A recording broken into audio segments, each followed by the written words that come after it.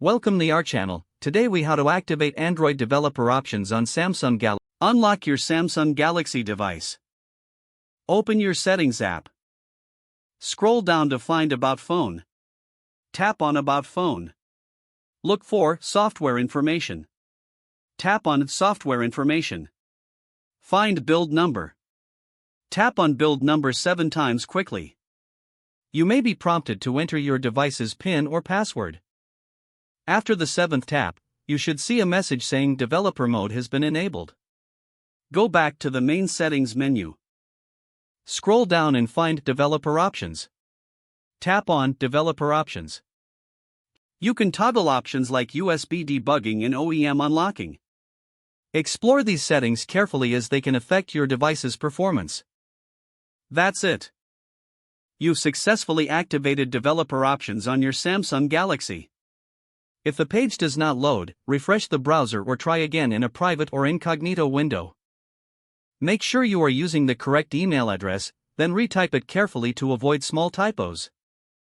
If your password is not accepted, use the reset option and create a new strong password you can remember. Check your spam folder for verification or security emails, then complete any requested confirmation steps. Enable two-factor authentication if available to improve account security and reduce unauthorized access risk. After signing in, review your profile details so your contact information and settings are accurate and current. If you see an error message, note it down and try again after restarting your device and internet connection. Log out when you finish, especially on shared devices, to keep your account and payment information secure. If the page does not load, refresh the browser or try again in a private or incognito window. Make sure you are using the correct email address, then retype it carefully to avoid small typos. If your password is not accepted, use the reset option and create a new strong password you can remember. Check your spam folder for verification or security emails, then complete any requested confirmation steps. Enable two-factor authentication if available to improve account security and reduce unauthorized access risk.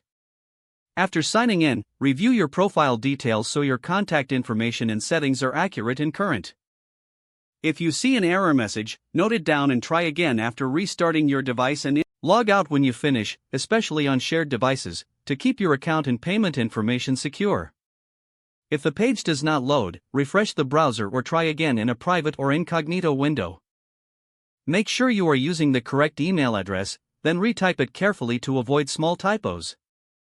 Don't forget to like this video and subscribe to our channel for more step-by-step tech guides.